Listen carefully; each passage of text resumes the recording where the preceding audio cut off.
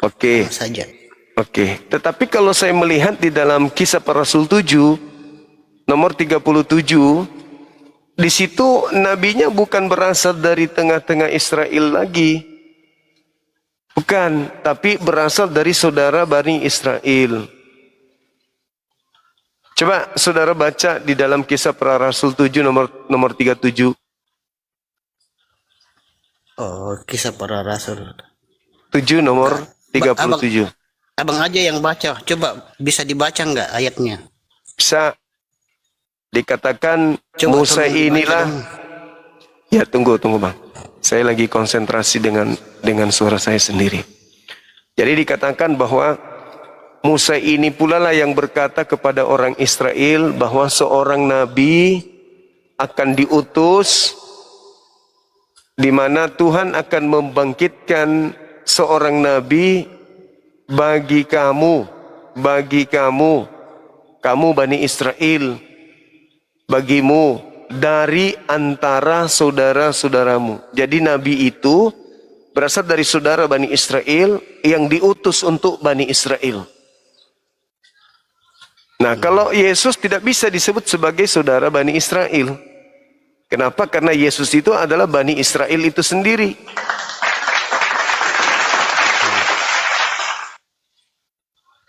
Jadi Nabi itu berasal dari saudara Bani Israel.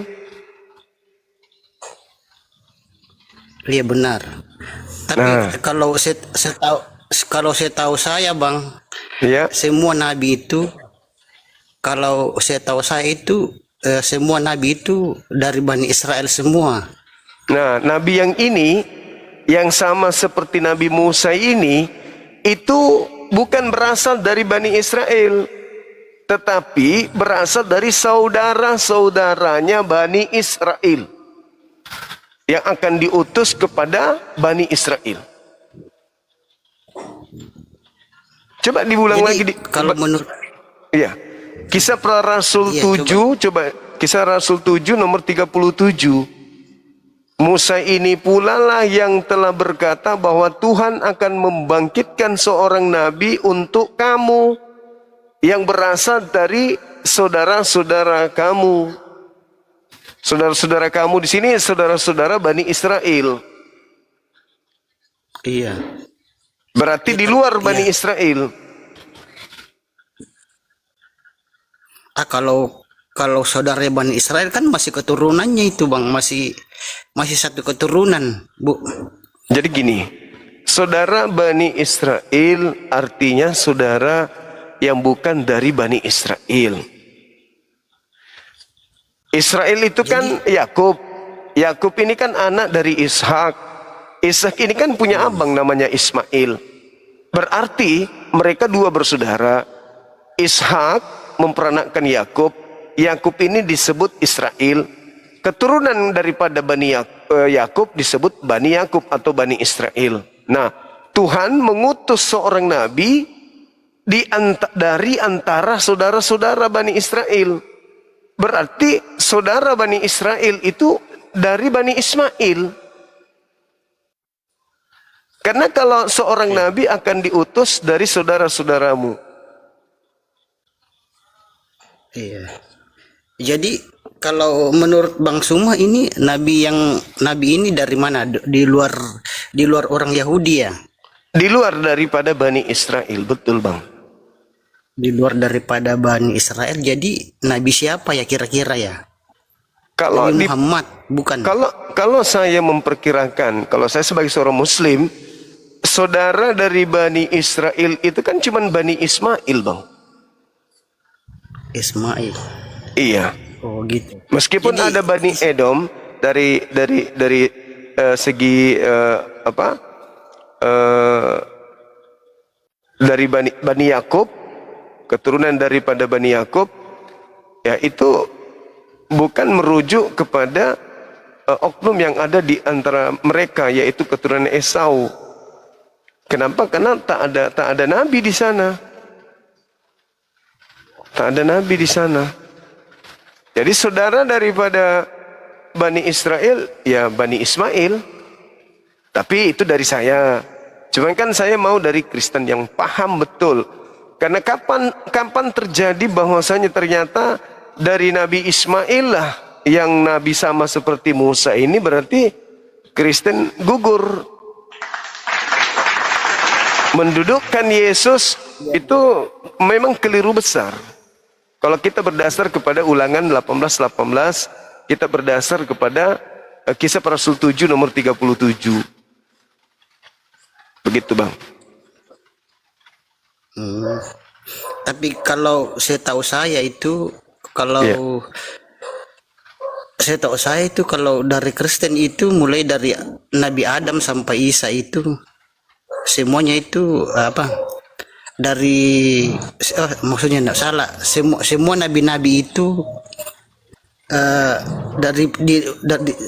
dari mulai dari kitab Matius, Markus, Lukas, Yohanes, pokoknya semua nabi di kitab Perjanjian Baru itu orang Yahudi semuanya, tidak ada yang dari Arab atau Yunani, nggak ada. Nah, nabi Nabi dari Arab atau nabi ini, Bang, Ulangan 18:18 ini bukan dari Bani Israel. Jadi ini Anda harus mengakui, harus Anda akui kalau ada nabi di luar Bani Israel. Ada nabi di luar Bani. Jadi kalau menurut Abang, kira-kira kalau menurut Abang itu Ismail ya, Ismail punya keturunan, yaitu Nabi Muhammad Sallallahu Alaihi Wasallam. Oh gitu ya. Iya. Karena di Ulangan 34, Ulangan 34 nomor 10, di situ diterangkan tidak akan ada lagi nabi yang sama seperti Musa yang berasal dari Bani Israel. Jadi hanya ada dua kemungkinan. Kemungkinan pertama adalah sebelum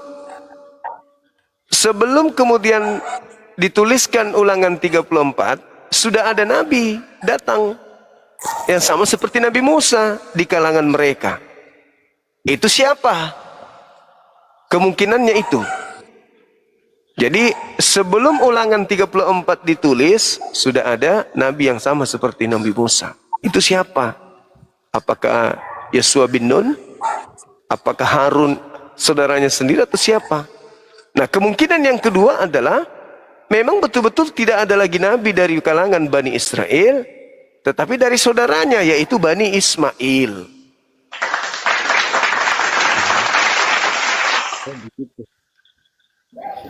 Tapi kalau setahu saya, Bang, kalau di Kristen itu,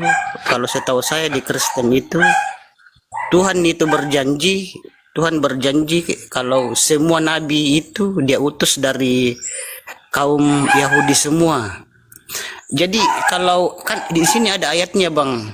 Ada ayatnya yang mengatakan bahwa semua nabi yang aku utus itu semuanya dari Yahudi, tidak ada yang dari Arab atau dari Yunani. Itu bapaknya nabi-nabi, bapaknya para nabi aja bukan dari Israel. Abraham itu kan nabi, bukan dari Bani Israel. Gini Bang, gini Bang, aku juga pernah dengar ceramah Ustadz kan. Aku pernah dengar ceramah Ustadz, katanya Nabi Muhammad itu bukan dari Arab ya. Kalau menurut Abang gimana? Iya, Arab lah. Masa bukan, Bang? Iya, ada. Aku pernah dengar YouTube. Ustadz kan nerangin dia. Pernah aku dengar katanya itu Muhammad itu bukan dari Arab, bukan asli orang Arab gitu. Nggak mungkin lah, Bang. Itu mungkin mungkin ustadznya belum bersunat kali. Cuman tampilannya aja seperti ustadz. Buka aja YouTube, ada kok. Tampilannya ustadz. Enggak, Itu kayaknya dia ustadz senior juga, Bang. Dia senior juga. Ya tidak mungkin lah, Bang, bukan dari Arab. Kan silsilahnya Nabi Muhammad itu jelas.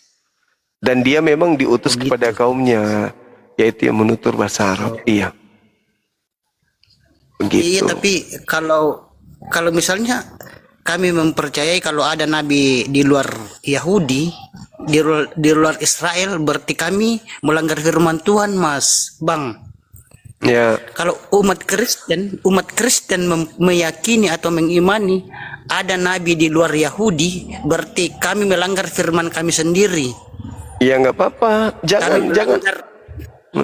jangan percaya. Kalau begitu Anda harus. Itu kan iman kepercayaan kami, Bang. Iya, maksudnya jangan percaya nabi di luar Bani Israel.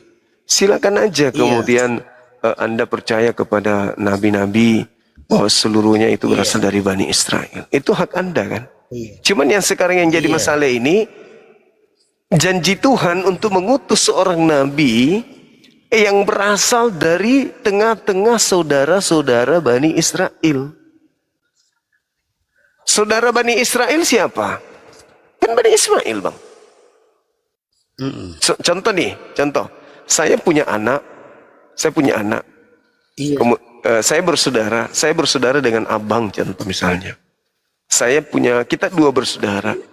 Anak-anak saya ada beberapa orang. Terus Tuhan berkata kepada saya, aku akan mengutus seorang nabi yang sama seperti Bang Zuma. Ya, di mana nabi itu akan aku utus dari saudara-saudara anak-anak Bang Zuma. Artinya di luar dari anak-anak saya, tetapi saudara dari anak saya. Saudara dari anak saya itu ya sepupu anak saya. Gitu loh, Bang. Iya, tapi itu kan masih berarti itu kan nabi yang masih termasuk keluar. Iya, saudaranya Itu memang. kan Memang saudaranya. tapi keluarga itu kan bukan orang lain, masih keluarga juga gitu. Iya, memang. Kan orang Arab dengan orang Yahudi kan memang sepupu. Iya. Mereka kan sepupuan. Kita ini bukan bagian dari mereka. Nah, sekarang kalau dikatakan, aku akan mengutus seorang nabi, ya, dari kalangan saudara-saudara Bani Zuma. Berarti berasal dari saudara-saudaranya anak saya. Siapa saudara dari anak saya? Saudara dari anak saya adalah anaknya abang ini, betul? Iya. Nah, kan kita saudara nih ceritanya. Saudara dari anak-anak saya, ya anak Anda. Berarti nabi itu berasal dari silsilah Anda, bukan dari saya. Cuman nabi itu sama seperti Bang Suma, tetapi berasal dari tengah-tengah saudara-saudara Bani Suma, anak-anak Suma. Iya. Di luar dari anak saya, yaitu berasal dari saudara dari anak-anak saya. Siapa saudara dari anak-anak saya? Ya di luar mereka, yaitu sepupunya. Berarti anak Anda gitu loh. Nah, berarti bukan lagi dari Bani Israel, karena sudah dikatakan Ulangan 34 musuh. Tidak akan ada lagi nabi yang berasal dari keturunan Suma. Nah, berarti nabi yang diutus sama seperti Suma bukan dari Suma, tetapi di luar daripada Suma. Siapa saudara saya? Kan cuma Anda. Kita kan cuma berdua. Berarti nabi yang sama seperti Bang Suma adalah dari Anda, dari keturunan Anda, bukan lagi dari keturunan saya. Karena dikatakan di Ulangan 34 nomor 10, tidak akan ada lagi nabi yang berasal, yang bangkit dari kalangan keturunan Zuma yang sama seperti Suma. Tidak ada. Nah, berarti nabi yang sama seperti Suma berasal dari saudara-saudara anaknya Suma. Siapa saudara-saudaranya anaknya Suma? Ya, sepupunya, yaitu anak Anda. Karena Anda adalah saudara saya. Kita cuma dua bersaudara nih. Ismail, Ishak. Tidak akan ada lagi nabi yang diutus yang sama seperti Nabi Musa yang berasal dari keturunan Ishak. Berarti dari keturunan siapa lagi? Keturunan Ismail. Sampai sini paham saudaraku? Itu datanya di mana? Di Kisah Para Rasul 7 nomor 37. Jelas itu dalil. Belum lagi kalau kita berbicara Kisah Para Rasul 3 nomor 2223. Bukankah di dalam kitabmu, bukankah diterangkan oleh Musa di dalam kitab Taurat bahwa Tuhan akan mengutus seorang nabi yang sama seperti Nabi Musa dan akan terjadi loh. Akan terjadi siapapun yang tidak mendengarkan nabi yang sama seperti Musa itu akan dibasmi dari umat kita.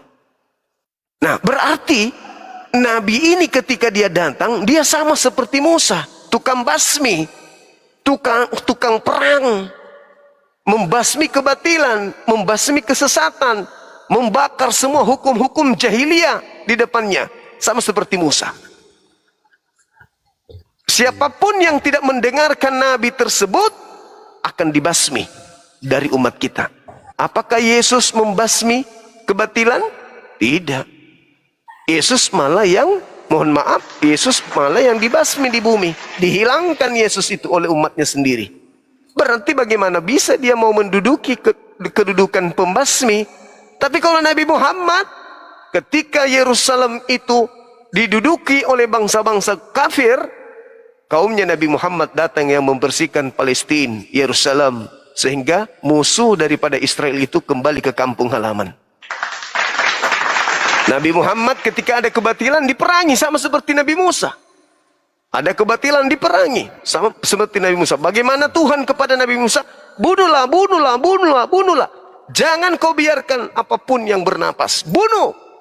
Nabi Muhammad datang sama seperti Nabi Musa. Kalau Yesus malah dia yang dibunuh, bang, nggak cocok dia di situ. Tapi lagi-lagi saya tidak memaksa. Itu adalah tafsiran saya karena saya seorang Muslim.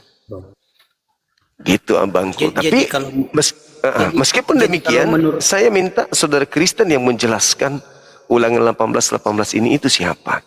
Silakan. Kalau saya di sini ya itulah yang nabi yang dijanjikan, yaitu Yesus. Nggak bisa, Bang. Nggak bisa, abangku. Coba Anda baca Yohanes 1. Halo. Yohanes 1 Anda baca.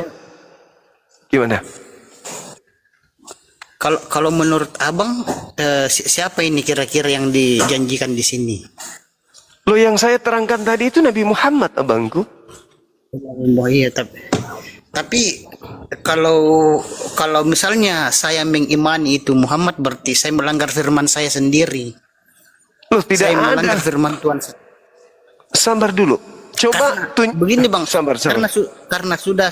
Karena sudah saya bilang tadi, ada ayat di dalam firman kami, ada ayat di dalam Injil, saya masih ingat, tapi saya agak lupa, ayatnya saya lupa, tapi bunyinya masih saya ingat, yang mengatakan bahwa semua nabi itu dari Yahudi semua, tidak ada yang di luar Yahudi, gitu. Itu bohong, itu bang. Karena Lut, Nuh, itu kan bukan dari Yahudi, bang. Termasuk Nabi Ibrahim sendiri bukan dari Yahudi. Harun, kan yang disebut Nabi Musa, Yahudi. Nabi Musa itu kan keturunan daripada Nabi Yakub.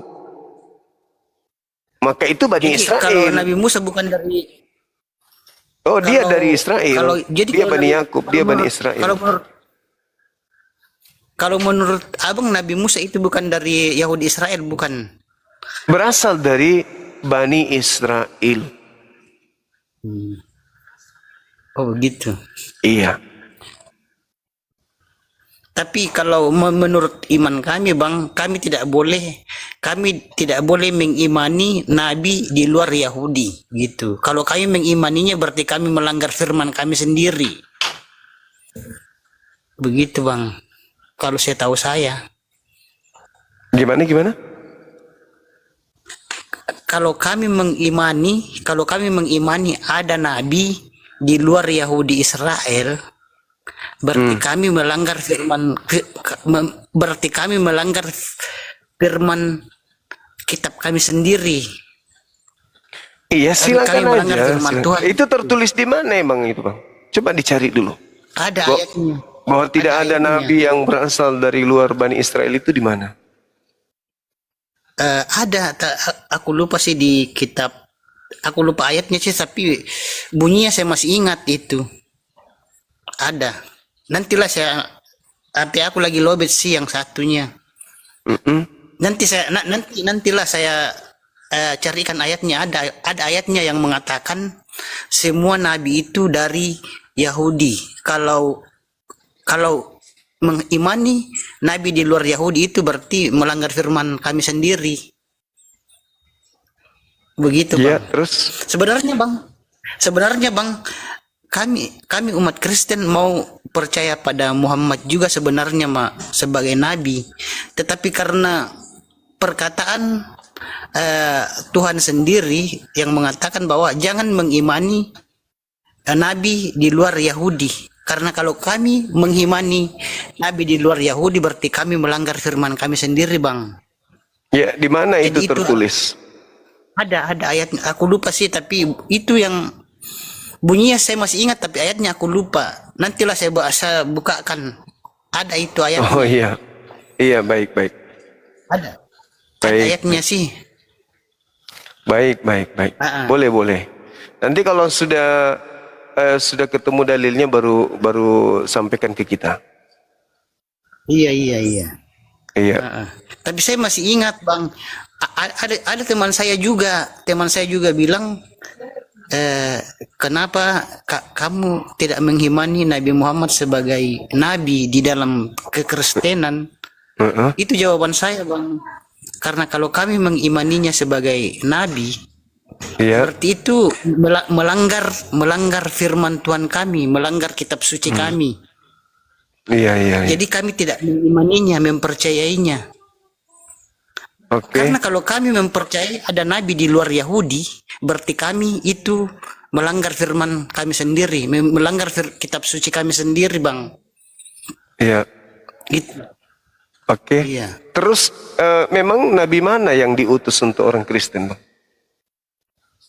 Kalau yang diutus untuk itulah nabi itu, kalau ini kan ulangan kan, ini kan kita perjanjian lama kan, Bang? Ya. Ulangan ini kan kitab perjanjian lama. Jadi semua nabi-nabi di kitab perjanjian lama itu menceritakan tentang kedatangan Yesus atau Yesus, dan sudah digenapi di kitab perjanjian baru. Kedatangannya di kitab perjanjian baru yaitu Yesus atau Yesua. Iya. Jadi Oke. kalau ya, karena semua nabi-nabi di kitab perjanjian lama, Bang, itu mereka semua menceritakan tentang kedatangan Yesus atau Yesus yang akan datang, nabi yang Iya. akan. Jadi Maksud saya nabi untuk orang Kristen itu siapa namanya, Bang?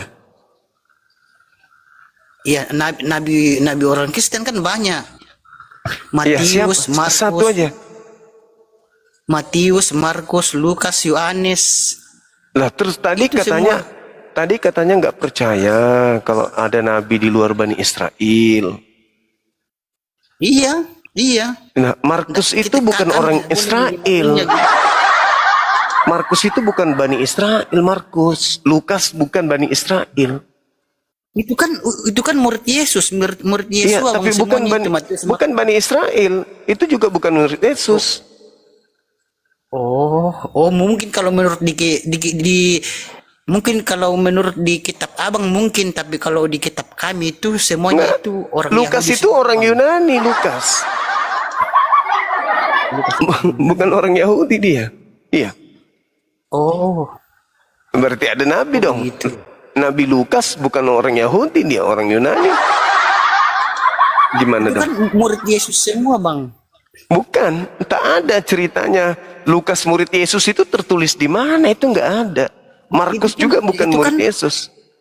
Itu kan yang terkenal itu ada 12 muridnya kan, itu ada Nah. gambarnya di peta perjamuan kudus. Iya, tapi tidak termasuk Lukas, tidak termasuk Perjamuan kudus Markus. kan ada 12 muridnya di situ. Iya, tapi tidak termasuk kemudian. Itu kan semuanya orang Yahudi, Bang. 12 muridnya Tapi, yang di gambar perjamuan kudus Saudaraku, itu. tapi 12 murid Yesus itu tidak ada yang bernama Lukas, tidak ada yang bernama Markus. Bang, ya kita coba baca kitab perjanjian baru, Matius, Markus, Lukas, Yohanes, kisah para rasul. Petrus, Itu Andreas, Yakobus, Yohanes, Filipus, Iya. siapa? Bartolomeus, siapa namanya lagi yang satu lagi tuh? Bartolomeus. kemudian Lebih. Thomas, Andreas, Iya, tuh. kemudian Iya. Matius, Yakobus, Tadeus, Simon, Yudas. Tidak ada Lukas, tidak ada Itu semua kan Markus. ada 12. Iya, 12, tapi tidak ada Jadi Lukas. Markus itu dari mana, Bang? Itu orang-orang Roma, orang Roma. Orang kok bisa Iya, ada muridnya di Karena itu bukan murid Yesus. Enggak begini, Bang. Itu muridnya Paulus, begini. Bang. Enggak. Jadi kalau ada muridnya yang di luar Yahudi, berarti itu kitab kami itu sudah berbenturan begitu. Sudah Iya, berbenturan. betul. Markus itu bukan orang-orang Yahudi, Markus. Lukas juga bukan. Bahkan penulis buku Matius juga tidak diketahui siapa penulisnya. Begitu juga buku Yohanes tidak diketahui siapa penulisnya. Begitu, Bang. Belakangan baru ditulis bahwa itu adalah tulisan Matius, padahal bukan. Itu bukan tulisan Matius, itu juga bukan tulisan Yohanes, anak Zebedeus, itu bukan. Begitu. Sebenarnya apa ada juga ditemukan dulu ada Injil-Injil apa? Ada juga Injil-Injil karangan palsu memang ada. Biasa pernah ditemukan dulu. Maksudnya? Yang itu kan karangan ada ditemukan dulu Injil penemuan Injil, tapi setelah diteliti itu bukan menyimpang dari firman aslinya, Bang. Jadi kami tidak mengimaninya karena setelah diselidiki tidak sesuai dengan firman aslinya, jadi kami tidak boleh mengimaninya. Karena kalau kami mengimaninya, Bang, berarti kami melanggar kitab suci kami sendiri. Nah, sekarang Jadi kami tidak sekarang Kristen ini Injilnya yang diutus atau diwahyukan untuk Kristen mana? Injil yang mana? itulah Injil, itulah yang di kitab perjanjian baru yang Matius, Markus, Lukas, Yohanes, Kisah Enggak Para dong. Rasul. Enggak dong. Karena kalau Lukas itu ditulis hanya untuk seorang yang bernama Theophilus. Matius ditulis bukan diperuntukkan untuk seluruh umat manusia. Tidak ada itu dikatakan. Begitu juga Markus, begitu juga Yohanes. Sedangkan surat-surat Paulus itu juga tidak untuk seluruh manusia, itu surat-surat Paulus. Roma hanya untuk orang Roma. Filipi hanya untuk orang yang ada di Filipi. Efesus hanya untuk orang yang ada di Efesus. Jadi tidak ada di dalam kitab saudara yang ditulis untuk seluruh manusia, itu enggak ada.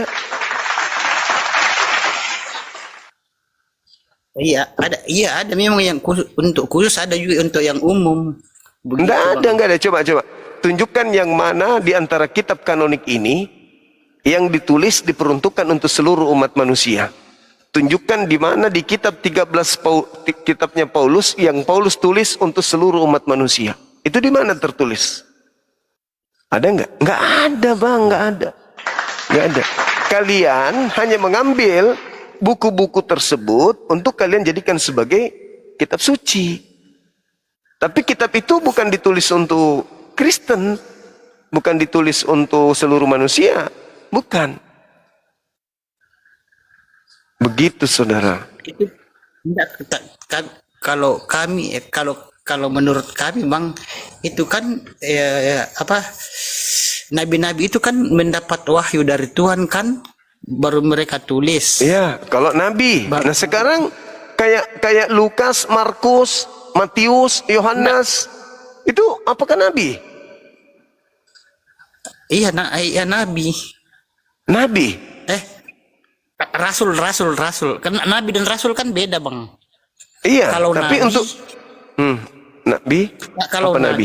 Kalau nabi itu yang mendapat wahyu dari Tuhan, tapi kalau rasul itu Wahyu. cuma menyebarkan.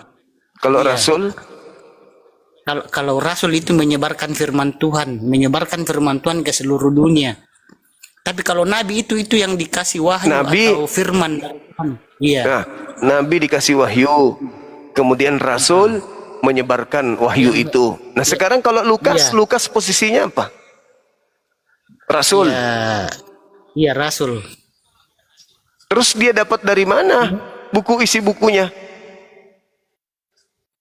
Ya dia kan apa nabi yang suruh apa dari nabi-nabi Nah, dari wahyu. berarti nabi. Berarti Lukas ini nabi, berarti ada nabi di luar daripada Bani Israel, Bang.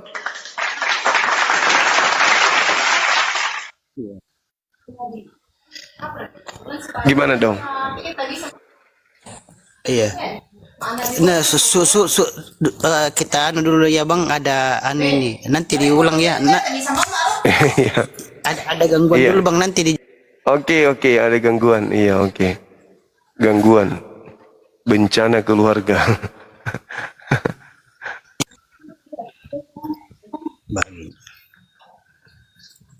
Oke Bang, ganti dulu Bang. Oke, siap. Ya nanti masuk lagi ya. Oke. Assalamualaikum, akhi. Masya Allah. Shalom akhi, minal aidin wal faizin, mohon maaf lahir Minal dan aidin wal faizin, mohon maaf lahir dan batin.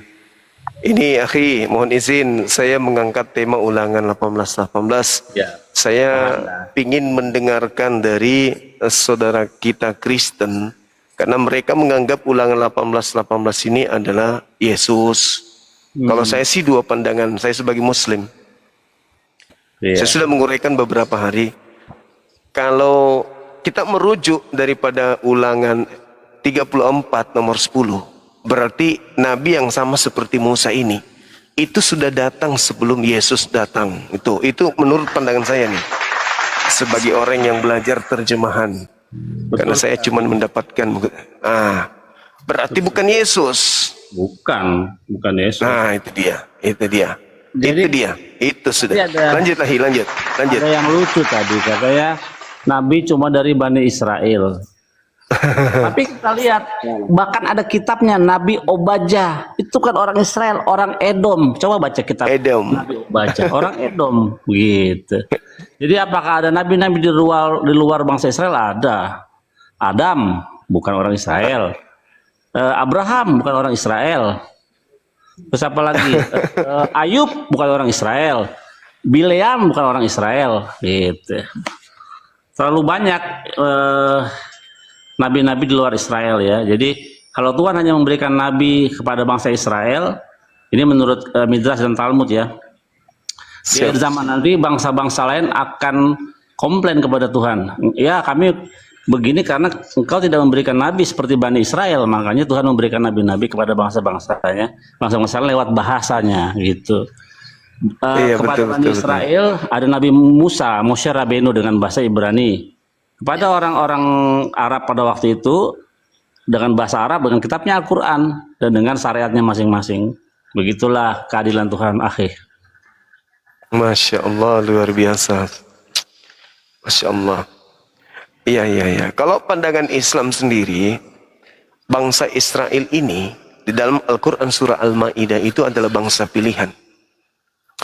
Bahkan sampai Allah mengatakan bahwasanya inni ma'akum, aku bersama dengan Bani Israel, aku menyertai mereka, aku menyayangi mereka, aku mengangkat mereka, derajatnya ditinggikan, ya, di samping bangsa-bangsa yang lain.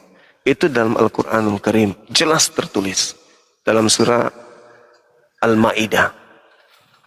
Nah, sedangkan ketika saudara kita Kristen tadi dia menjelaskan bahwasanya kami akan rubuh imannya kalau kami beriman di luar Bani Israel, nabi-nabi, kata dia. Saya tanya, memang nabi yang diutus untuk Kristen itu nabi yang mana? Nah, dia tulis, dia sebutlah Nabi Markus, Nabi Lukas, katanya. Peding juga saya dengar. Kasihan sih mereka ini korban gitu loh. Halo, selamat malam. Kita sapa dulu. Iya. Malam saudara Fred. Bang Suma. Malam. Siap. Silakan Bang. Dari mana ini? Ya, saya Kristen, Bang. Baik. Terima kasih Bang udah kesini. Silakan. Ini ulangan. Bisa menjelaskan ulangan 18 silakan. Ulangan 18 ayat 18. Siap. Ya, sebelumnya saya tidak sepakat dengan yang apa disampaikan Abang tadi itu. Yang Kristen Iya. tadi itu. Baik, baik, baik. Silakan, silakan. Ya, ini kan apa? Berbicara tentang Nubuat. sabar ya. Saya buka dulu kitab saya. Iya. Maaf ya ini akhi Billy, maaf. Modal kami hanya terjemahan akhi. Kami nggak memegang kitab yang asli. Iya. Jadi saya pun memberikan referensi juga, menjelaskan sesuai dengan apa yang sampai di tangan saya. Silakan saudara Fred. Iya, dalam ayat ini Tuhan berbicara kepada Musa mengenai seorang nabi masa depan yang memiliki karakteristik. Ya, Nah, di antara yang dimaksud di sini di antara saudara mereka ya. iya.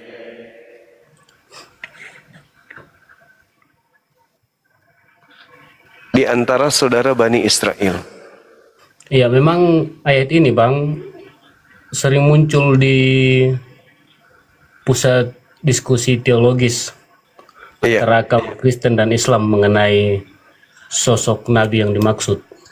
Nah, ini memang saya sering dengar ini Bang. Nah, memang pandangan kita memang berbeda. Pandangan Kristen, Islam, dan Yahudi. Penganut agama Yahudi ya. Nah, kalau pandangan kita Kristen, memang meyakini bahwa nubuat ini digenapi secara sempurna dalam diri Yesus Kristus. Nah, hal ini didasarkan pada kitab Para Rasul 3:22 yang mengutip ayat ini untuk merujuk kepada Yesus sebagai nabi.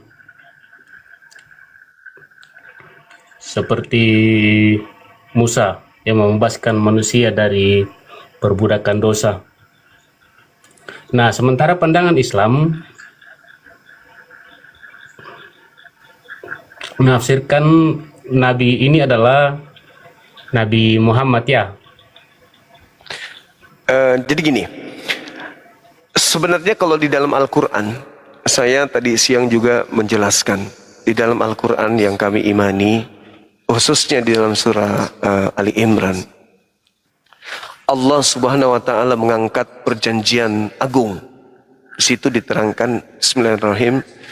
Wa iz ahazallahu mitsaqan nabiyyin lama ataitukum. Allah mengangkat perjanjian agung di masa praeksistensi manusia, di alam ruh. Jadi Allah mengatakan kepada para nabi, manakala aku memberikan kitab dan hikmat kepada kalian, lalu datang kepada kalian seorang rasul yang aku utus, yang membenarkan apa yang ada pada kalian. Jadi kedatangan seorang rasul nanti akan membenarkan kitab-kitab yang datang diwahyukan oleh Tuhan kepada mereka. Niscaya kalian para nabi sungguh-sungguh beriman kepadanya dan kemudian menolongnya. Allah berfirman, ini di alam ruh. Allah berfirman kepada para nabi, apakah kamu mengakui dan menerima perjanjianku ini atas apa yang ada demikian itu? Para nabi mengatakan, qalu aqrarna. Kami nabi-nabi ini mengakui. Kami menyaksikan keadaan itu. Maka Allah mengatakan, kalau begitu bersaksilah kamu wahai para nabi, dan aku akan bersaksi pula bersama dengan kalian. Jadi pencipta langit dan bumi dengan para nabi bersaksi akan datangnya seorang rasul. Ini dalam Islam. Nah, berjalannya waktu, saudara Kristen datang nih di Indonesia, khususnya saya pribadi. Saya baca kitabnya, di situ ada terjemahan Ulangan 18:18. Tetapi kalau kita melihat ada dua aspek. Yang pertama, coba kita lihat dan kita telah Ulangan 34 nomor 10. Jadi kita nggak buru-buru menentukan bahwa itu adalah Nabi Muhammad, itu adalah Yesus. Tunggu dulu, tanyakan kepada si pemilik kitab. Apakah ada nabi yang sudah datang sebelum Yesus, yang sama seperti Nabi Musa di kalangan mereka? Apakah ada nabi yang sudah datang sebelum Yesus yang sama seperti Nabi Musa? Karena nabi itu Yang sama seperti Nabi Musa itu tidak ada lagi dari kalangan mereka, saudara kita Bani Israel, nggak ada lagi. Berdasarkan Ulangan 34 nomor 10. Seperti Musa yang berhadapan muka dengan Tuhan, tidak akan ada lagi nabi yang diutus dari kalangan Bani Israel. Berarti Yesus nggak bisa duduk di sana. Nabi ini cuma dua. Ulangan 18 ini cuma dua. Kalau bukan nabi itu berasal dari kalangan Bani Israel, sebelum Ulangan 34 ini, atau sebelum Yesus ini diutus, dan nabi itu sudah ada, maka jangankan Nabi Muhammad, jangankan Yesus, jangankan Nabi Muhammad, Yesus pun tidak layak duduk di situ. Itu satu. Yang kedua, sekiranya nabi itu ada di luar daripada Nabi Musa dan belum turun di tengah-tengah kaum Bani Israel, setelah data itu ada, Ulangan 34 nomor 10, tidak ada lagi nabi yang datang di tengah-tengah kaum Israel, maka wajib kita pahami, suka atau tidak, maka nabi itu harus di luar Bani Israel. Harus ada yang menggenapi. Kalau belum ada di kalangan Bani Israel, harus ada di luar Bani Israel yang menggenapi nabi sama seperti Musa. Di luar Bani Israel nabi itu, ataupun di dalam Bani Israel, Yesus tidak layak duduk di situ. Tak ada jalan untuk Yesus. Nih, coba Anda baca di dalam Yeremia 36 nomor 30. Tuhan berfirman tentang Yoyakim, bahwa tidak akan ada lagi keturunan Yoyakim, Raja Yehuda, yang akan duduk di atas kursi Daud. Yesus keturunan Daud. Tidak ada keturunan Yoyakim yang akan duduk menjadi raja di atas kursi Daud. Itu kutukan Tuhan kepada Yoyakim. Sementara Anda baca Matius 1 nomor 11, jelas dikatakan silsilah Yesus itu berasal dari mana? Dari Yosia memperanakkan Yoyakim, Yoyakim memperanakkan Yekonya. Bla bla bla bla, turun sampai ke Yesus. Berarti Yesus ini berasal dari keturunan Yoyakim. Menurut sumpah Tuhan, kutukannya kepada Yoyakim, tidak ada lagi keturunan dari Raja Yehuda bernama Yoyakim yang akan duduk di atas tahta Daud. Yesus nggak bisa lolos. Yesus di situ nggak bisa. Itu yang kedua. Yang ketiga, coba Anda baca kitab saudara sendiri. Apa yang tertuang di sana? Di Kisah Para Rasul 3 nomor 22-23. Bukankah di dalam kitab Taurat Musa telah diterangkan bahwa Tuhan akan mengutus seorang nabi yang sama seperti Musa, dan akan terjadi siapapun yang tidak mendengarkan nabi itu akan dilenyapkan dari bangsa kita, akan dibasmi. Nah, yang masalah kalau itu Yesus yang dilenyapkan, Yesus yang dibasmi. Tahan dulu bang, Tahan dulu. Jadi gimana ceritanya itu bisa Yesus? Begitu saudaraku. Jadi berat, tidak ada satupun titik yang bisa mendudukkan Yesus di situ. Ketika nabi itu datang di tengah-tengah kaum Bani Israel, silakan. Itu hak Tuhan. Kita nggak punya kemudian tidak ada intervensi terhadap keinginan Tuhan. Aku Tuhan ingin mengutus seorang nabi yang sama seperti Musa kepadamu, yang berasal dari tengah-tengah saudaramu. Yes, kita nggak bisa membantah. Nah, kalau nabi itu sudah datang, berarti tak ada lagi dari Bani Israel. Berarti Yesus tidak bisa duduk di situ, karena Yesus berasal dari Bani Yehuda. Nggak bisa duduk lagi Yesus di sana. Selesai permasalahan. Nah, tapi kalau ternyata nabi yang sama seperti Musa itu belum ada di tengah-tengah kaum Bani Israel sampai kemudian nabi ku datang, berarti yang dimaksud adalah Nabi Muhammad SAW. Itu persoalannya. Sekarang beban pertanggungjawabannya itu ada di Kristen. Ketika dikatakan nabi itu sama seperti Musa, konsekuensinya berat. Kalian saudaraku harus mempertuhankan Nabi Musa. Karena Musa juga harus sama seperti Yesus. Yesus Tuhan. Berarti Musa juga Tuhan. Silakan.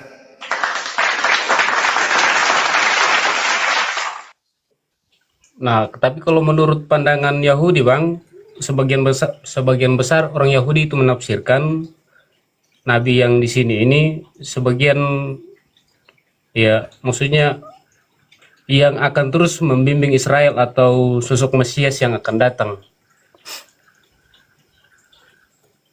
Itu menurut orang Yahudi, menurut tafsiran Yahudi. Kalau Mesias mereka berarti jelas mereka harus berpacu kepada Mazmur, karena Mesias yang mereka tunggu-tunggu itu adalah tertulis di kitab mereka, ya Nabi Daud, nggak bisa yang lain. Kita harus tunduk, itu kitab mereka bukan kitab kita.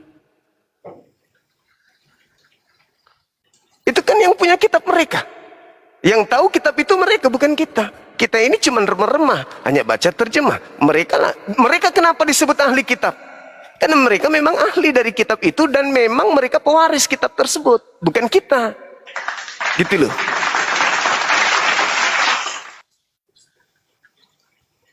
Makanya mohon maaf nih kawan, mohon maaf. Kenapa Yesus yang Anda sembah ini tidak bisa berkembang? Orang-orang yang mempercayai konsep Kristen di tanah kelahiran para nabi. Kenapa? Ya itu tadi. Orang dari luar kalangan Bani Israel membuat konsep baru, lalu kemudian konsep itu seakan-akan merujuk kepada Bani Israel. Orang-orang yang tidak terpelajar, orang-orang yang tidak paham bisa terperdaya. Tapi kalau kami ini yang belajar, insya Allah kami aman dari misi kekristenan ini. Begitu Bang. Oke, makasih Bang Suma. Besok lagi kita lanjut ya untuk diskusi, tapi masih tetap ini ulangan 18 ayat 18 ini. Boleh. Silakan. Oke, terima kasih Bang. Siap. Nanti ini saya kasih referensi satu lagi. Habis ini Anda boleh baca Kisah Para Rasul 7 nomor 37. Itu referensi juga untuk Anda tahu siapa nabi yang sama seperti Musa. Silakan. Oke, terima kasih. Oke, saudara. Baik. Oke, selamat malam. Iya, malam. Makasih saudara Freddy sudah diskusi dengan baik.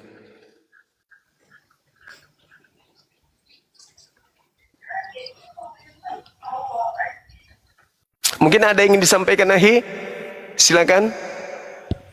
Betul sekali tadi yang disampaikan oleh Akhi Zuma soal Yoyakim ya. Yoyakin pakai N atau Jekonia. Jadi namanya bapaknya Yoyakim pakai M. Jadi itu juga dikutuk. Anaknya Yoyakin pakai N atau Jekonia alias Jekonia juga dikutuk, darinya tidak akan ada yang duduk menjadi raja. Nah kalau Yesus diambil dari silsilah Jekonia, artinya dia diambil dari silsilah leluhur yang terkutuk. Itu konsekuensinya kalau mau ambil dari Jekonia gitu. Makanya mungkin itu nyambung dengan terkutuklah orang yang ditergantung di kayu salib. Jangan terlalu disiksa, jangan terlalu disiksa. Iya. Oke, kita sapa saudara siapa ini? Rames. Rames, selamat malam.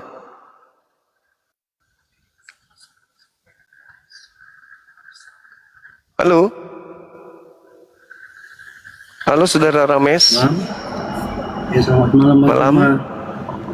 Malam juga Bang. Bang Yosef. Apa kabar?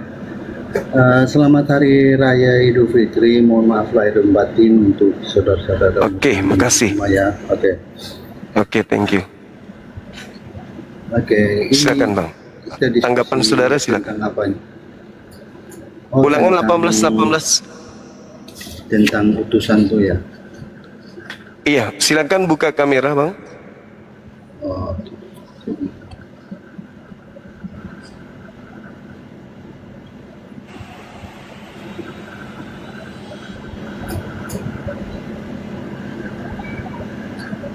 Silakan.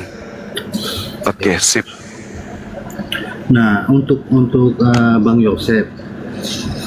Yosef, saya mau tanya kepada Bang Yosef, yaitu tentang, sebentar saya cari datanya dulu.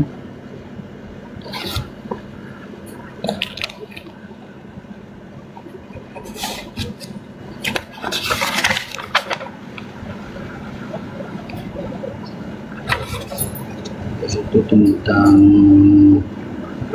aku mengutus aku. Tertulis di saya cari dulu. Keluaran 3 ayat 14. Bang Yosef tolong jelaskan kepada saya, aku mengutus aku itu yang bagaimana Bang Yosef? Yosef Noise. suaranya nggak Sorry, kedengaran. termute. Ahi termute. Oh, itu bukan aku mengutus aku. Itu ehi asyir ehye. Aku yang ada adalah aku yang akan ada. Terjemahannya aku adalah aku. Aku adalah aku itu siapa? Di ayat 15 baru ketahuan. Itu adalah YHWH. Bukan namanya aku adalah aku. Gitu. Keluaran 3 ayat 14. Tahu, ehi asyir ehye. Bukan aku mengutus aku, bukan. Aku adalah aku dalam terjemahan lainnya. Aku adalah aku. Terjemahan lainnya. Ya, Yesus juga sering mengatakan, aku adalah aku. Aku juga adalah aku. Aku, Billy adalah Billy. Itu. Itu tergantung konteks itu. Lalu kenapa apa alasannya Musa sampai tidak bisa masuk ke tanah Kanaan? Ntar dulu ayat 15. Jawabannya aku adalah aku itu namanya di ayat 15. Anda jawab dulu, kenapa Musa Iya, tidak bisa sabar dulu sampai satu-satu. ke tanah perjanjian? Aku adalah aku. Itu di ayat 15 baru namanya. Ayat 15 ya, kita buka. Aku adalah aku, ya. Ayat 15-nya dikatakan ulangan ya. Keluaran. Keluaran 3 ayat 3. Ayat 14 itu. Nah, nanti di ayat 15-nya dengerin ya. Nih, ayat 14-nya Tuhan menjawab Musa, I shall be as I shall be. Aku menjadi apa yang akan aku menjadi. Dan dia menjawab, Tuhan menjawab, so shall you say to the children of Israel. Hendaklah engkau katakan begini kepada orang Israel, aku yang akan telah mengirim aku kepadamu. Tuhan berkata kepada Musa lebih lanjut lagi di ayat 15, kita baca ayat 15 ya. Tuhan berkata, kamu harus berkata kepada bangsa Israel, IHWH, Tuhan nenek moyangmu, Tuhannya Abraham, Tuhannya Yakub, Tuhannya Ishak, Tuhannya Yakub. Itulah namaku. Ya, inilah namaku untuk selama-lamanya. Bukan aku adalah aku, tapi YHWH. Di ayat 15. Nih, kalau kamu mau baca teks aslinya saya kasih. Jadi aku adalah aku bukan nama Tuhan. Itu adalah seperti El Shaddai, El Elyon, gelar-gelarnya. Nah, namanya YHWH. Di ayat 15 baru kita tahu kalau kita baca teks aslinya gitu. Oke, siap, terima kasih Bang Yosef. Oke, sekarang tentang Musa, kenapa alasannya itu apa sehingga Musa tidak bisa masuk ke dalam tanah perjanjian? Kalau secara yang tertulis karena dia ketika disuruh untuk berbicara kepada batu untuk mengeluarkan air, dia malah pukul batu itu saja. Iya, itu. Dia pukul dan dia mengatakan apa? Kenapa? Apa yang dia katakan? Apa yang dia katakan? Dikatakan sebelum dia maksudnya memukul. waktu dia minta sama Tuhan. Bangsa Israel kan mengeluh tuh. Terus apa yang dikatakan Musa saat sebelum memukul batu itu? Iya, engkau kan mereka itu menekan Musa. Jadi engkau protes kepada aku, sebenarnya kalian bukan kepada aku tapi kepada Tuhan, begitu kata Musa. Apa Jadi, kata Musa di situ? Katanya kesalahan kami Musa. Kenapa? kami akan apa? Sampaikan aja nggak apa-apa. apa yang dikatakan Musa sampai pukul batu itu sehingga air Ya, keluar. karena mereka bersungut-sungut kepada Musa, mengeluh kepada Musa. Harusnya mereka minta saja seharusnya bangsa Israel itu sebenarnya nggak usah bersungut-sungut, tapi meminta saja kepada Tuhan.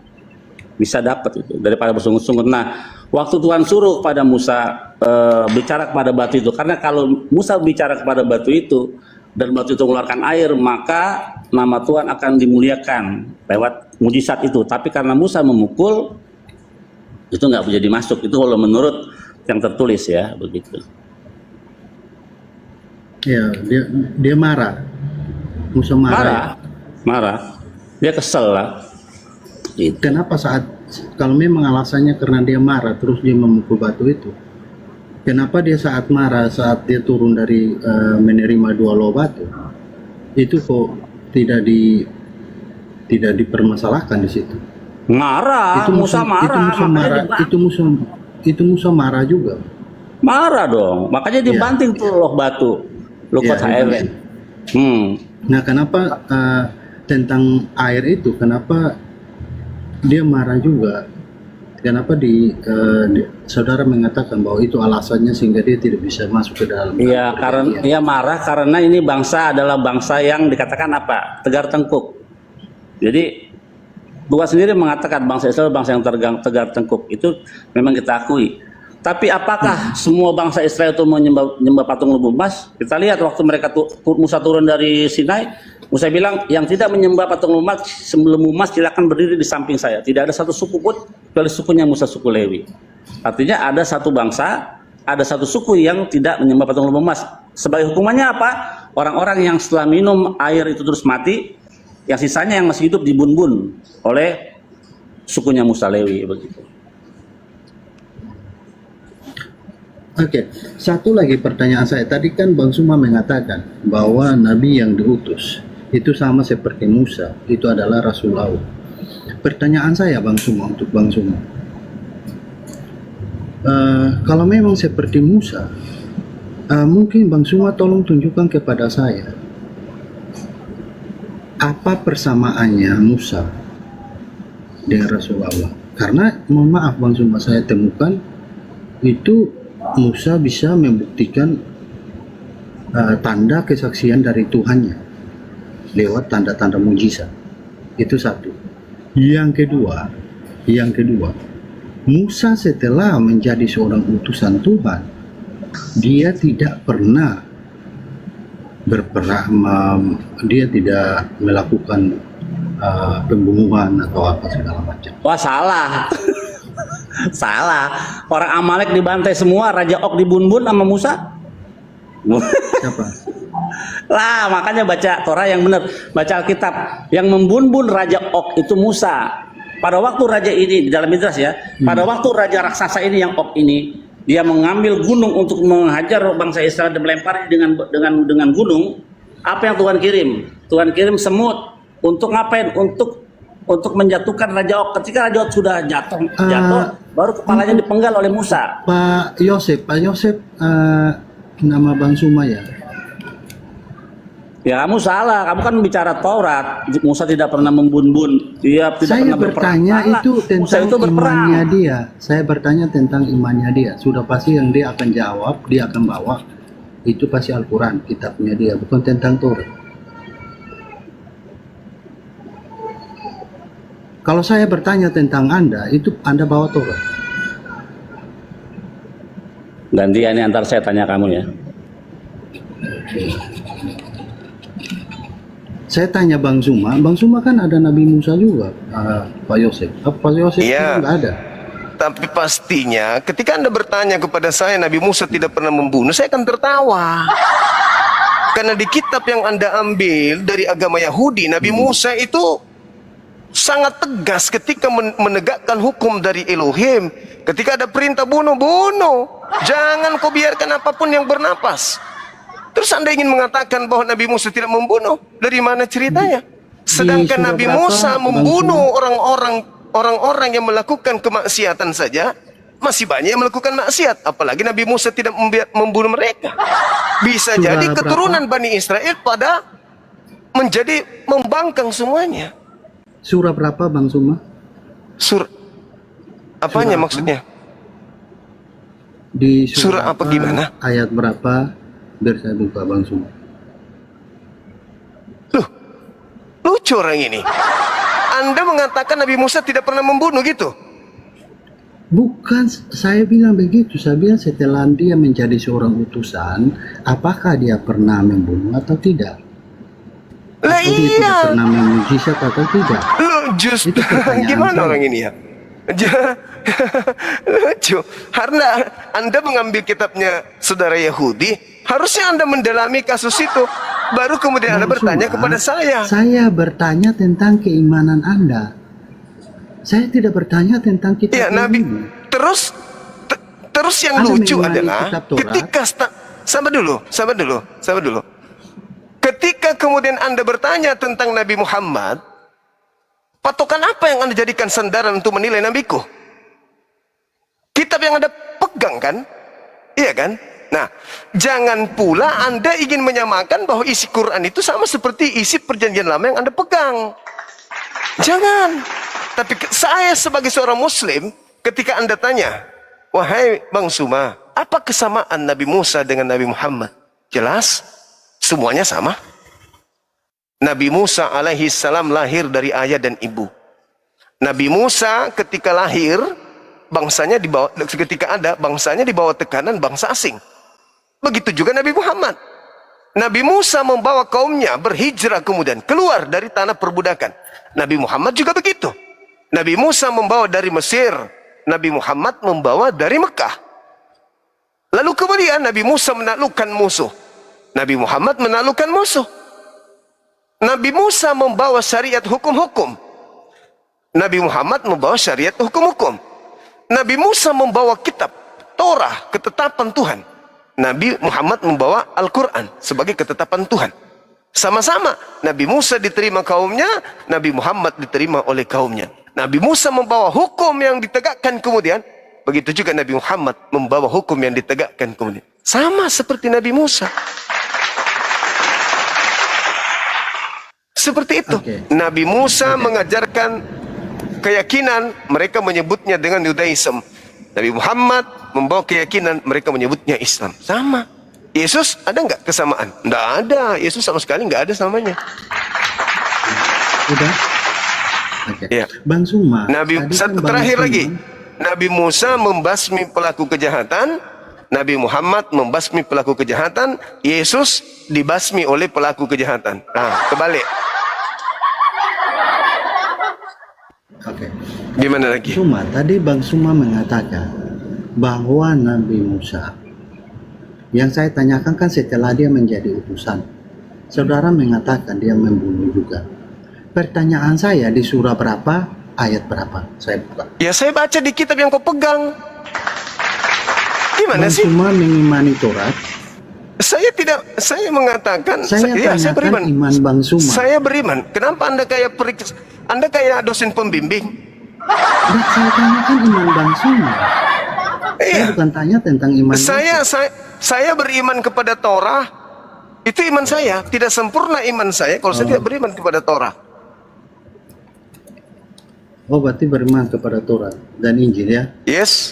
Apa Injil tidak? Juga Injil. Betul. Oh, juga Injil. Tetapi bukan kitab Anda ya, bukan kitab yang Anda pegang. Injil itu adalah bukan kitab saya. pengajaran hikmat yang menjelaskan tentang Terus, isi Torah. Itu iman saya. Kalau Taurat yang saya pegang atau bukan? Bukan. Bukan juga. Taurat yang kupegang itu bukan Taurat. Taurat Yang kupegang mana? itu bukan yang mana? Taurat. Iya, yang mana yang Taurat?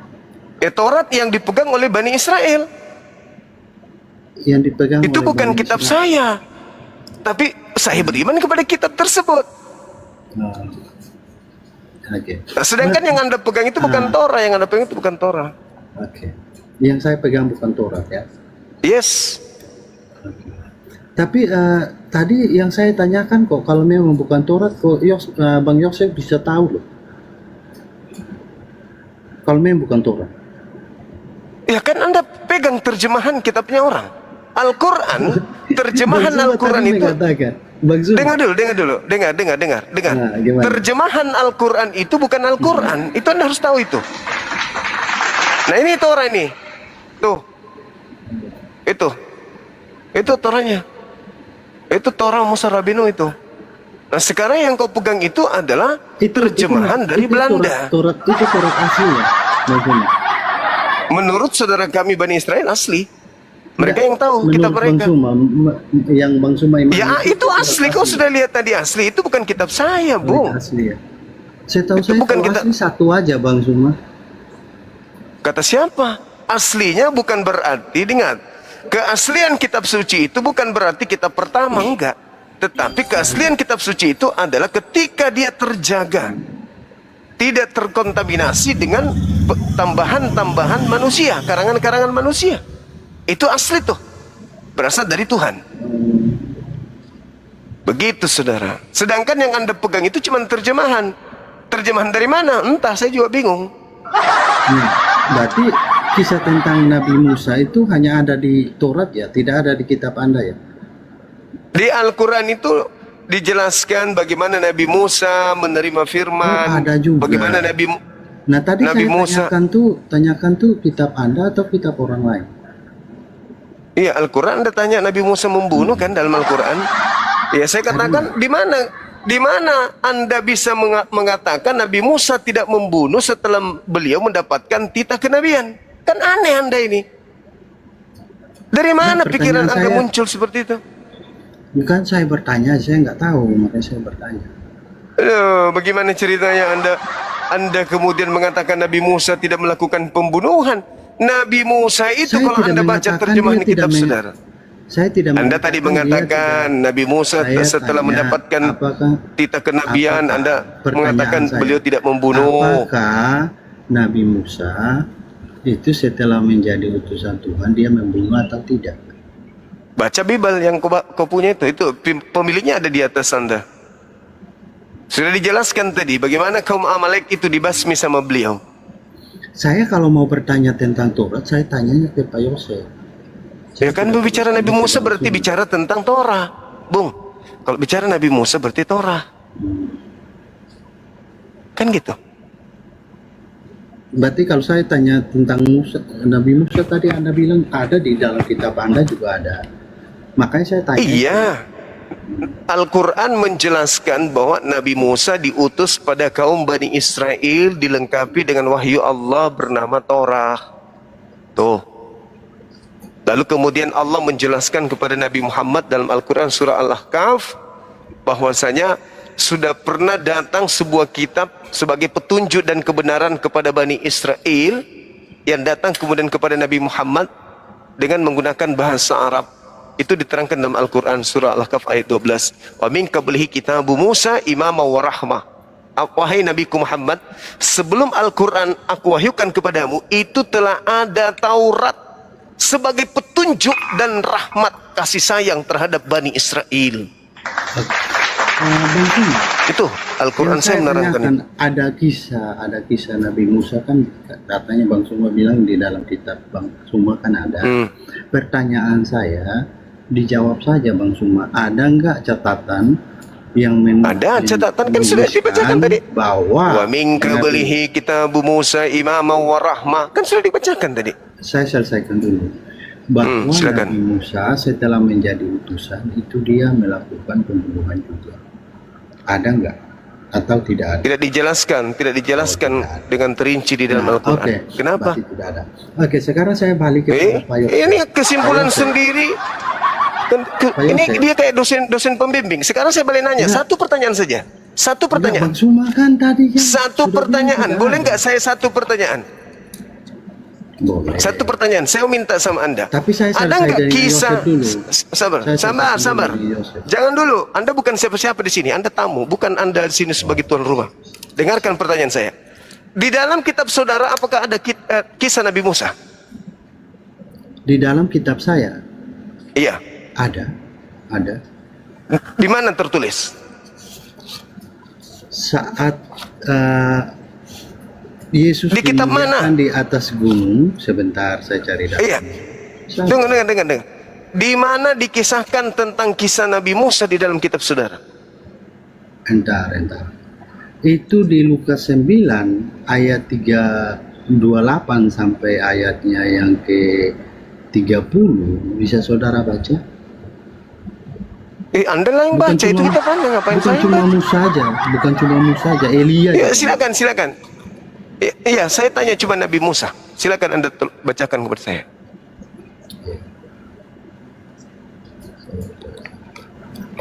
Akhi, ada 136 kali nama Nabi Musa disebut di dalam Al-Quran. Iya, banyak kali, banyak. Cuman kita nggak mau menuruti kemauannya orang ini. Bingung dia ditanya. Orang saya mana kisahnya Nabi Musa di kitab saudara mana? Oke, itu di Lukas 9 ayat 28 sampai ayat 30. Dan tampaklah sebentar. Tapi saya harus matikan kamera dulu ini. Ada apa kan? Kenapa bisa? Untuk pencahayaan. Emang nggak ada Alkitab di situ? Ada. Ini saya pegang. Ya coba baca Alkitab aja. Ya itu terang. Kecil.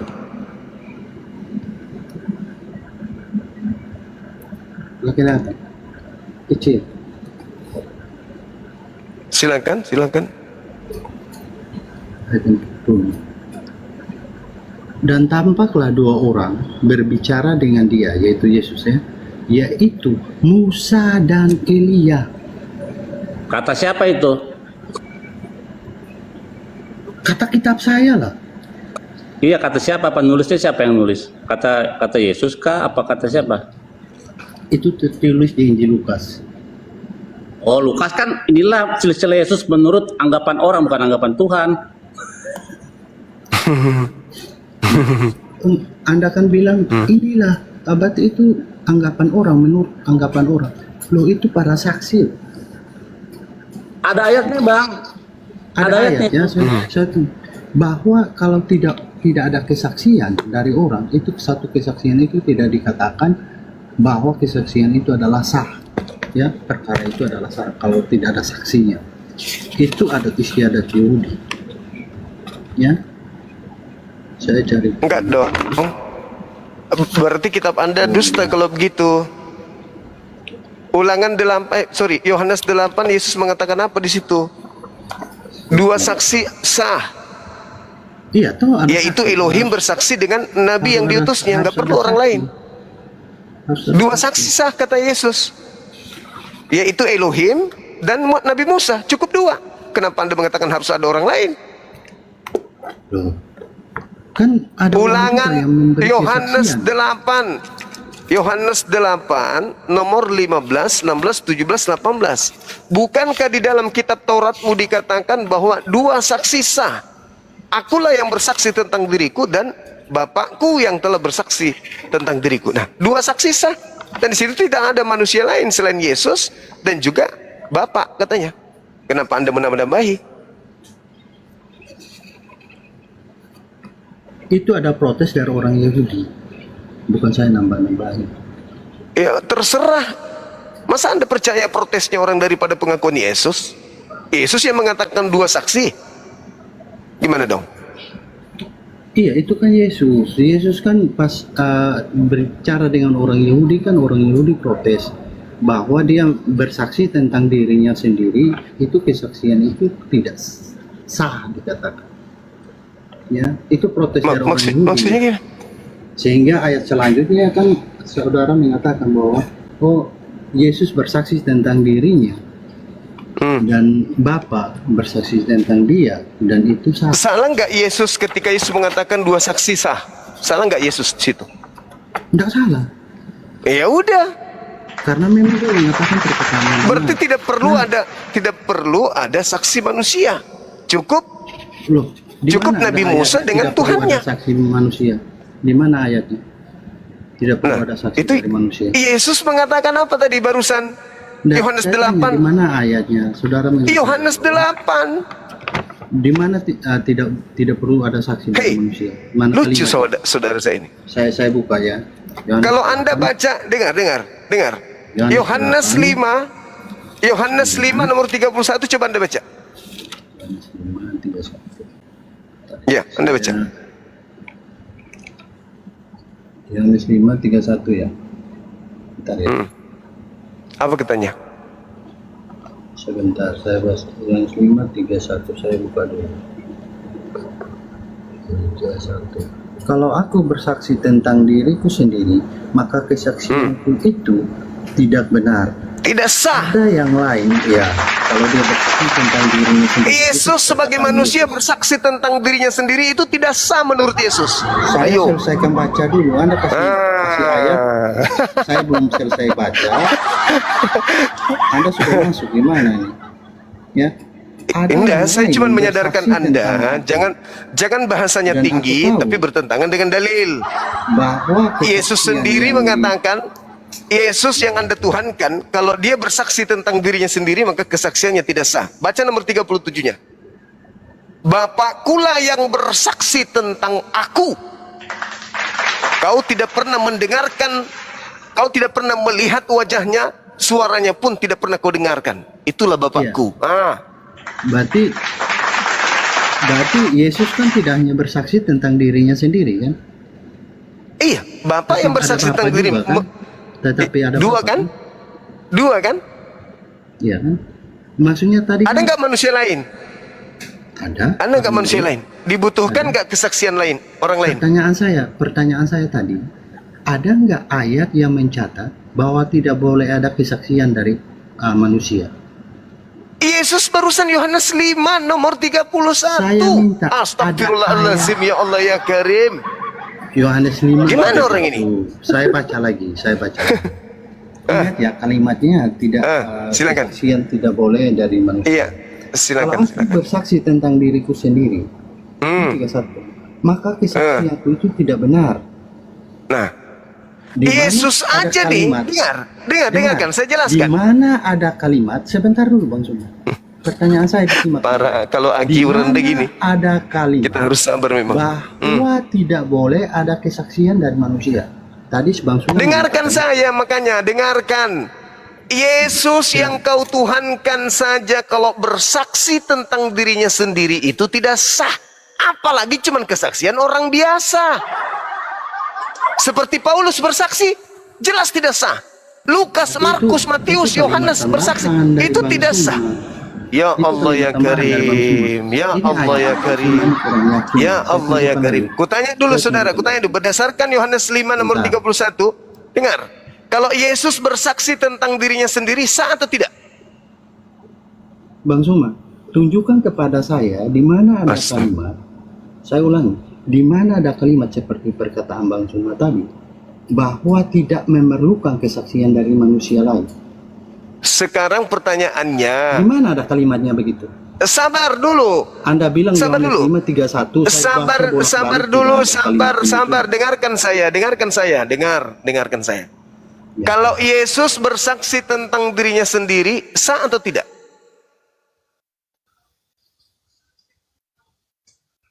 Nah, itu kan macet kan? Macet. Cuman bisa bertanya sesuatu yang tidak ada artinya. Tidak sah. Kalau orang lain yang bersaksi tentang Yesus, sah atau tidak? Sah. Karena ada Mana lebih dari dalilnya? satu orang. Sedangkan Yesus sendiri bersaksi tentang dirinya saja tidak sah.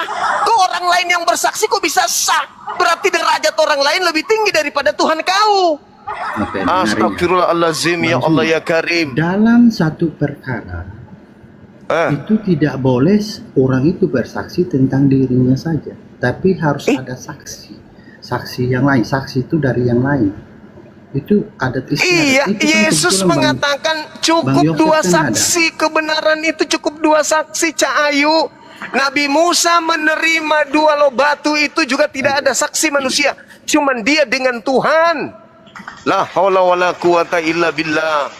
Nabi Muhammad menerima Quran, tidak ada manusia, cukup dia dengan Tuhan. Kenapa harus ada saksi manusia? Buat apa? Sama seperti Lukas menerima kesaksian-kesaksian banyak orang yang menyaksikan Yesus terangkat. Siapa banyak orang itu? Siapa banyak orang itu? Bang Suma kan bilang, saat Nabi Musa menerima 2 loh batu itu hanya dia dengan Tuhan. Sedangkan Bang Suma, bangsa Israel menyaksikan mujizat sebagai lain tanda itu, kesaksian lain dari itu. Allah. Dari Tuhan Kalau mujizat lain kepada Musa. itu beda. Dengarin dulu Bang Suma, saya salah. Astagfirullahaladzim. Nah, itu tanda bahwa kesaksian dari Tuhan memberi kesaksian bahwa Musa itu benar-benar utusannya dia lewat tanda-tanda itu. Nah, pertanyaan saya, junjungannya Bang Suma bagaimana? Nah, kepada Yosef ya, Yosef. Pertanyaan saya Pak Yosef. Sabar, Ya, itu bukan nanya. Ini pertanyaan saya belum dijawab. Biar satu pertanyaan. Saya udah jawab Bang Suma. Mana kisah Nabi Musa di dalam kitabmu itu mana? Loh, tadi saya jawab, dan tadi saya Apa yang kau jawab di situ? Mana? Loh, tadi Apa saya yang kau jawab? Enggak ada kau jawab. Apa yang kau jawab? Enggak Tadi saya ada. jawab tuh apa? Ya apa? Kau sendiri lupa apalagi saya. Saya bilang Yesus pas dimuliakan di atas bumi, Berarti itu keluar dari tanah Mesir, kisahnya begini, keluar laut itu. Ada di mana di kitab kau itu? Kan ada namanya Musa. Kalau ada namanya Musa, ada 136 nama Nabi Musa dalam Al-Quran. Kalau cuma nama doang. Kisah kalau cerita tentang kisah keluar dari tanah Mesir itu nggak ada. Hanya diceritakan aja sepintas tentang mana. Kalau di Al-Quran malah diceritakan Nabi Musa diceritakan, kemudian Nabi Musa itu diletakkan dalam peti, dihanyutkan kemudian ke Sungai Nil. Itu diceritakan dalam Al-Quran. Bang Yosef, kalau di Bang Yosef ada nggak kisahnya Musa bajunya dilariin sama batu?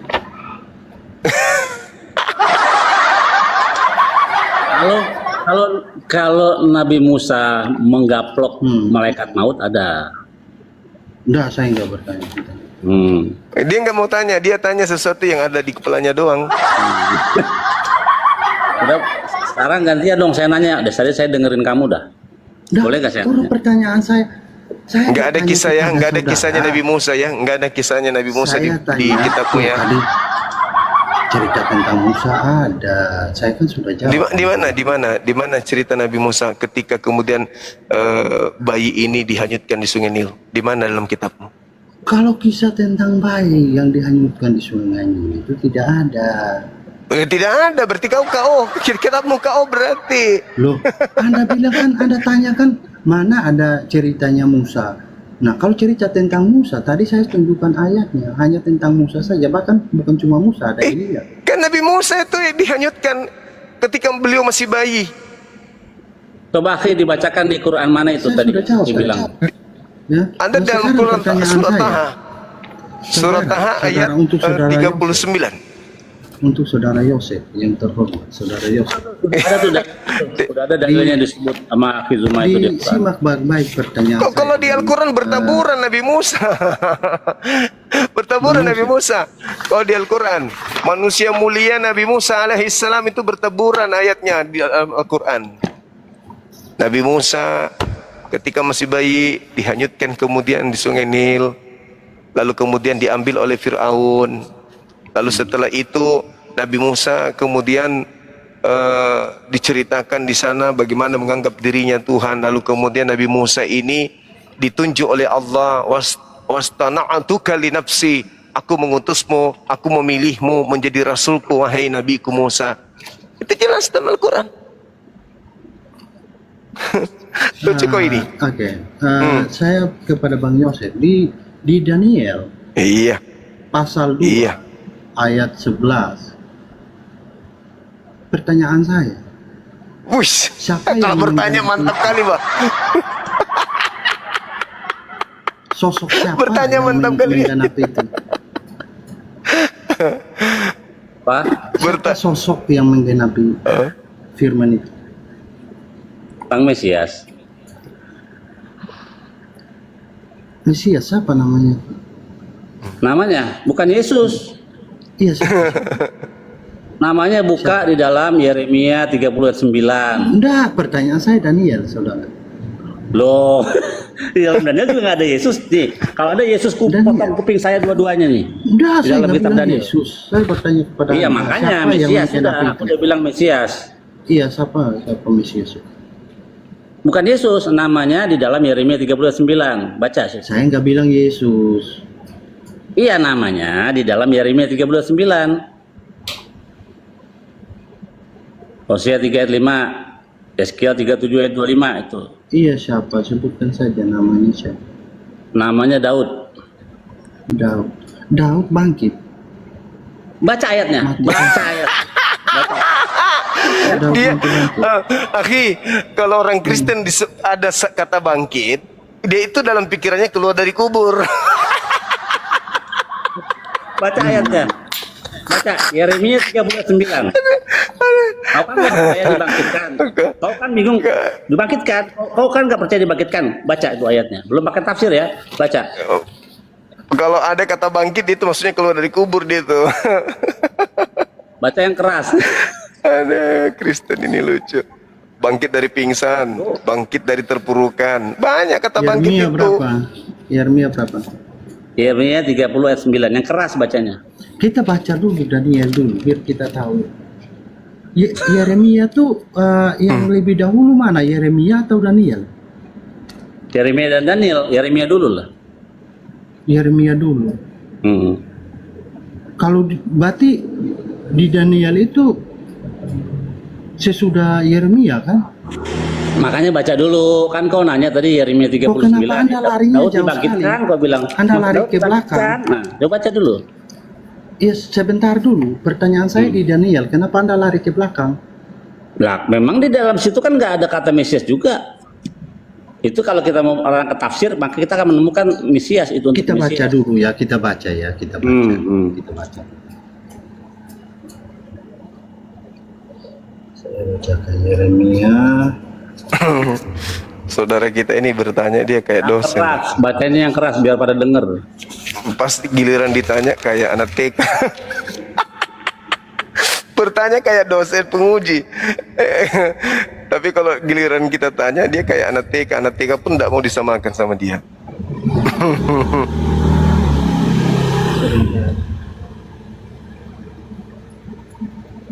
Dia bingung tadi, Daud dibangkitkan katanya.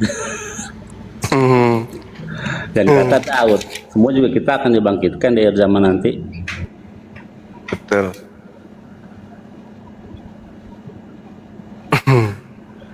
Lucu. Di Daniel sebentar.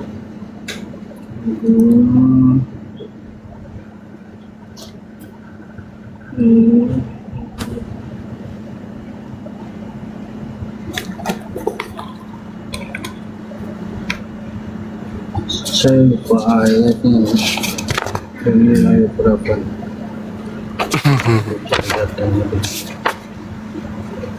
Termil. Jangan-jangan dia udah baca Yeremia 39, cuman jadi dia nggak mau bacain. Enggak. Cobalah baca. Saya bertanya Kenapa nggak mau baca? Itu kan tentang yang saya tanyakan, yang saya mau tanyakan kepada Bang Sapa itu tentang akhir zaman di Daniel 12 tuh.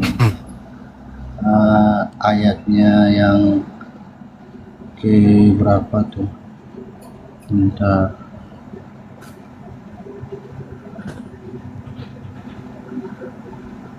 Yang kedua, Daniel pasal 12 ayatnya yang kedua. Saya buka ya, ini dia. Nah ini akhir zaman, tentang akhir zaman. Nah itu Bang Yosef, pertanyaan saya di sini kan dikatakan di ayat yang kedua ya, dan banyak dari antara orang-orang yang telah tidur di dalam debu tanah akan bangun, sebagian untuk mendapat hidup yang kekal, sebagian untuk mengalami kehinaan dan kengerian yang kekal. Pertanyaan saya, setiap firman Tuhan itu selalu digenapi. Pertanyaan saya, sosok siapa yang menggenapi firman ini? Silakan dijawab. Siapa yang sebelum akhir zaman, siapa yang sudah menggenapi ini?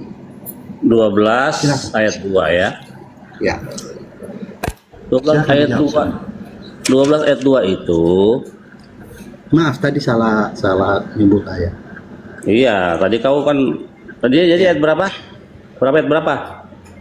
12 ayat 2. 12 ayat 2.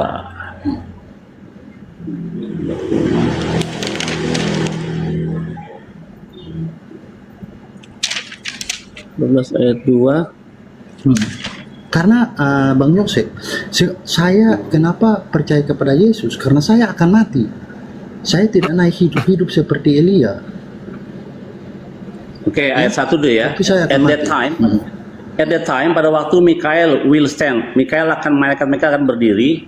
The great heavenly prince, yaitu pangeran surgawi, yang berdiri untuk mendukung the member of your people, untuk mendukung umatmu, bangsamu, Israel. Ini bicara soal Daniel dengan bangsanya Israel yang ada di pembuangan, ingat ya.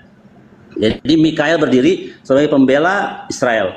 And there will be a time of trouble, dan akan ada masa kesukaran, such as there had never been, yang tidak pernah terjadi.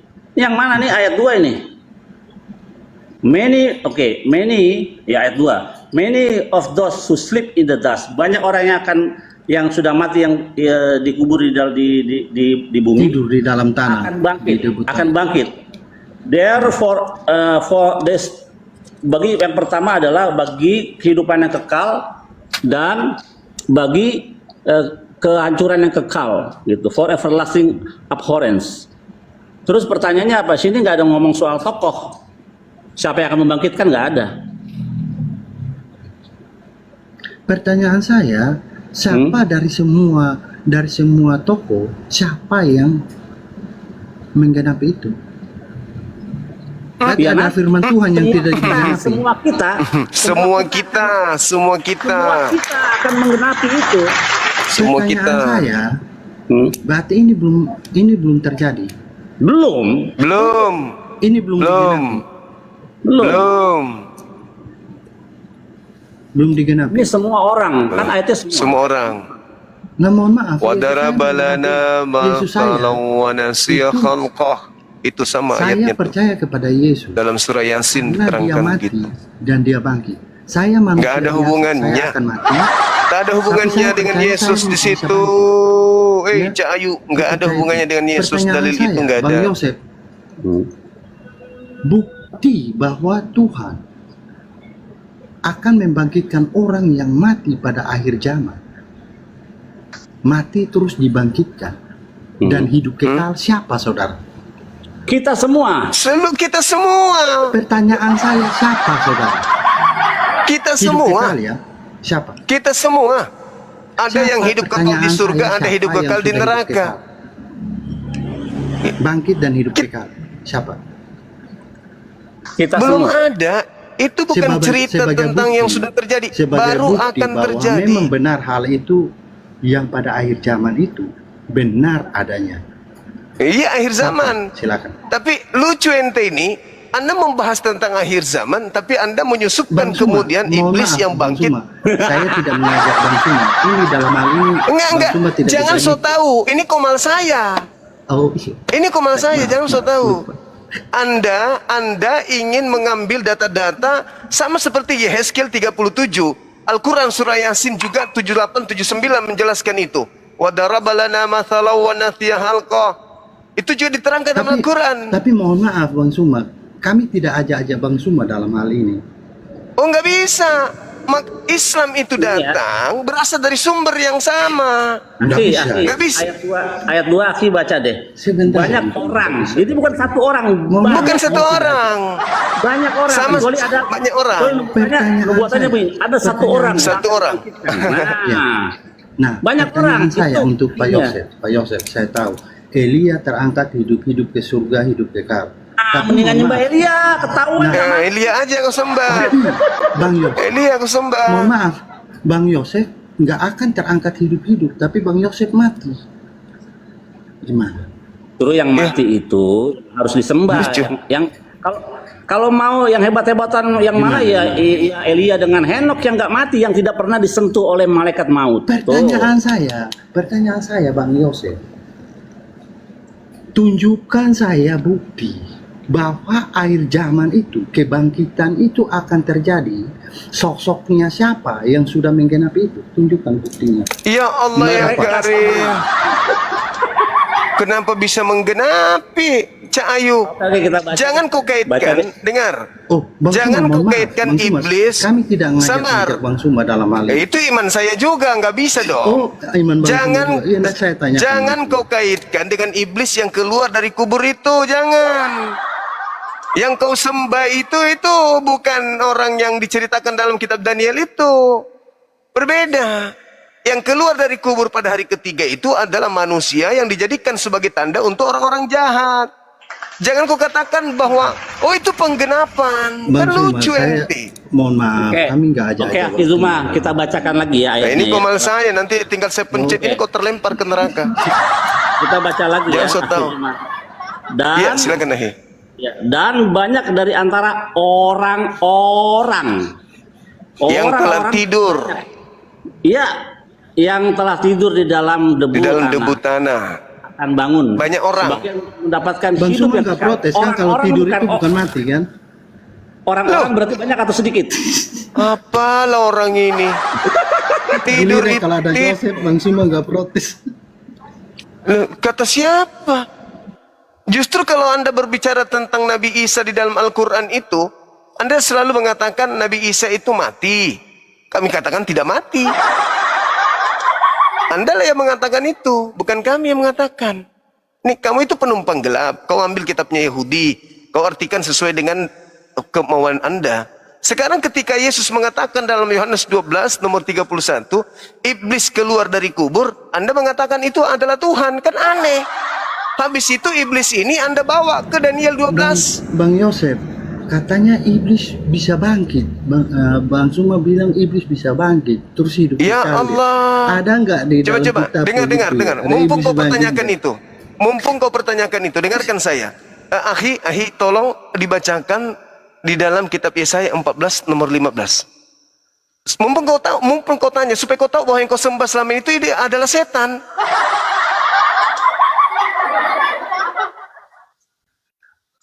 Sesuai dengan pernyataan Yesus ya, bahwa yang keluar dari kubur itu setan, bukan Tuhan. Pak, saya kan masih sama Bang Joseph, Bang Suma. Ya tunggu sampai dulu. Pertanyaan saya, Bang Yesaya Joseph bilang 14 Elia. 15 Ahi. Buktinya 15, Elia, oke, kita baca Elia ya. terangkat hidup kekal. Baliknya, di dalam dunia orang mati, engkau diturunkan ke tempat yang paling dalam di liang kubur. Itu, Akhi. Itu siapa itu Ahi? Coba baca 12-nya. 12, 13, 14. Nah, 12. ketahuan Wah. tuh. Lucifer. Iblis. Ya. Wah, Yang engkau masuk sudah dalam kubur. jatuh dari langit, wahai bintang timur. Siapa bintang timur dalam kitab Yesus. Wahyu 22:16 Yesus. Iblis.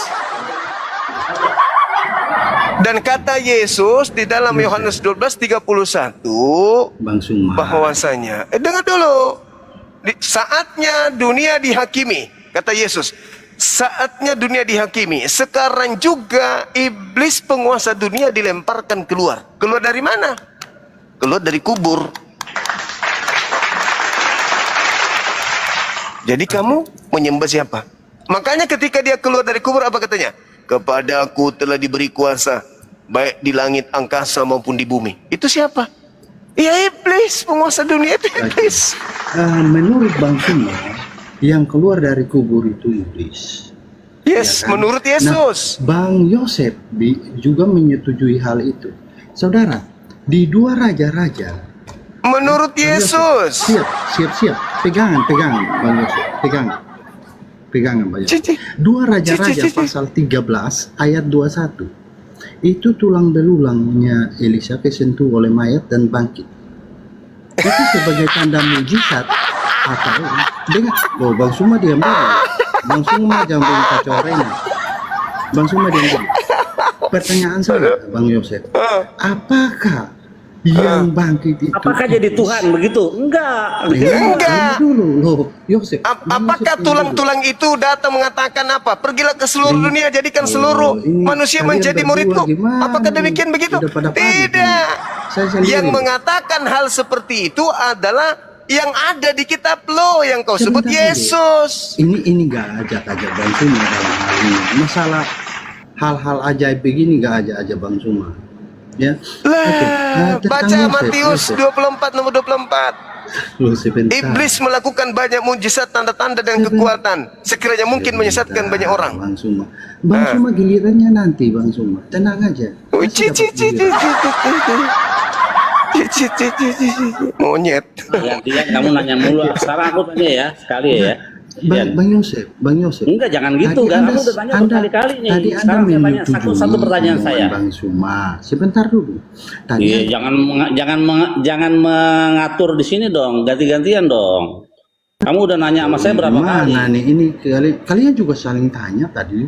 Lu, saya belum nanya sekalipun. Saya pertanyaanku satu pun kau tidak jawab, cuma satu doang. Mana kisah Musa di dalam kitab lu? Kok nggak bisa tunjukkan? Ini gimana ini caranya? Oke, sekarang saya nanya sama kamu. Silakan Ahi, silakan. Siapakah yang menciptakan langit dan bumi? Yesus atau Allah? Silakan. Oh, Menurut kitabmu Yesus atau Allah? Allah, ya. Allah, mohon maaf saya tidak tahu Allah, Bang. Oke, kita lihat kitabmu. Alah. Di kitabmu itu. Ya, pada mulanya Allah menciptakan langit dan bumi. Saya tidak tahu Allah. Saya tidak tahu Allah. Mohon maaf, Bang Yosef, saya tidak tahu Allah. Alah, murid Paulus ini loh. Ulang ya. Dusta Pada aja mulanya terus. Allah menciptakan langit dan bumi. Tuh. Loh, kalau Allah iya, tapi kalau Allah saya tidak tahu. Lah. Silakan lagi. Jujur kan?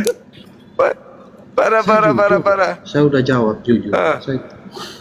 Sekarang Yosef, kita kembali lagi. Tadi Bertanya lagi waktu tanya. Langit dan bumi. Anda dengar dulu. Selesaikan aja tadi. Yang menciptakan Selesaikan tadi. langit dan bumi, Yesus atau Allah? Allah. Bukan Yesus. Bukan Yesus. Yesus itu firman. Allah menciptakan segala sesuatu dengan firman. Penjelobat ini penjelobat. Saya tak tahu. Yesus bukan pencipta berarti. Nah, sekarang Pak Yosef, pertanyaan saya. Iya. Nah, berarti Iya, kau udah kan saudara. ya yang menciptakan langit dan bumi Allah. Mantap. Pak Yosef Bukan itu. sebentar dulu. Saya sudah jawab. Ya. Tadi Pak Yosef mengatakan bahwa yang keluar dari kubur itu iblis. Pertanyaan saya, saudara Pak Yosef, ada dua ya. Tadi yang kalian ngomong itu kan tanya Aki Zuma nanya ya. Dia. Loh, Anda setuju tadi. Lah, yang mau nanti kan Aki Zuma. Nah, pertanyaan saya, Bang Yosef. 2 Raja-Raja pasal 13 ayat 21. Itu yang keluar Oleng dari ini udah kubur oleng. itu, yang bangkit itu, apakah itu sebagai tanda mujizat dari Tuhan atau iblis yang keluar dari kubur? Itu pertanyaan yang pertama. Yang kedua, Pintar ini, pintar dia. Pintar. Licik. Ya, kok licik? Jangan begitu. Orangnya licik. Dengarkan saya. Bang Suma, Dengar, mohon maaf. dengarkan Kalau saya. hal kayak gini kita ada Dengar. Sebentar. Kalau kau tidak mau dengarkan saya sepak kau dari sini ya. Kau itu mau seperti Paulus, jangan kau praktekkan jurus Paulus di sini. Saya mengatakan iblis yang keluar dari kubur. Yesus tidak mengatakan masa lampau yang tertulis di 2 Raja-Raja itu enggak. Sekarang juga. Sekarang itu kapan? Pada zaman kitab Raja-Raja ditulis. Sekarang juga dalam bahasa Yunaninya itu adalah apa? Kau paham? Non, sekarang detik ini iblis dilemparkan keluar. Jangan kau masuk ke Raja-Raja tuyul. Di sini Tadi orang Bang Suma IQ-nya bawa tinggi-tinggi, di dalam bukan IQ yang seperti orang di Yesaya gereja itu. lu. Tadi Anda bawa Yesaya itu kitab apa? Itu pada saat iblis diturunkan ke alam kubur. Bahlul. Tadi Anda Iblis bawa di dalam kitab Yesaya, itu dengar. kitab Gondrong Burere, dengarkan. Di Yesaya 14, iblis diturunkan ke alam kubur. Di zaman Yesus, iblis dilemparkan keluar dari kubur. Catat itu. Jangan pula kau bilang Tuhan turun ke kubur, Tuhan keluar dari kubur. Atau mayat masuk ke kubur, begitu keluar jadi Tuhan. Jangan. Iblis yang keluar dari kubur. Harus kau akui itu. Berdasarkan pengakuan Yesus. Tidak boleh tidak. Mana? Mari kita buktikan. Ketika Yesus dicobai oleh iblis di dalam Lukas 4 nomor 6 nomor 7. Apa kata iblisnya? Dengarkan baik-baik. Yesus, kalau kau sembah saya, segala kemegahan dunia akan aku berikan kepadamu. Sebab aku iblis berkuasa memberikan kepada siapapun yang aku kehendaki, kata iblis. Yesus terima nggak kuasa itu? Yesus mengatakan, oh maaf, sorry lah, Tuhanku adalah Bapa, aku tidak mau menerima kuasa darimu. Nah, Yesus tidak pernah menerima kuasa. Kata Yesusnya dalam Yohanes 5:30, aku tidak dapat berbuat apa-apa dari diriku sendiri. Coba Anda baca di dalam Lukas 4 yang tadi. Di data nomor 13-nya apa yang tertulis?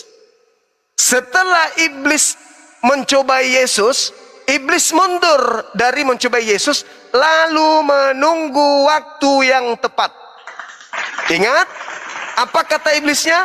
Aku akan memberikan kepada siapapun kuasaku ini, yaitu kuasa dunia. Akan aku berikan kepadanya.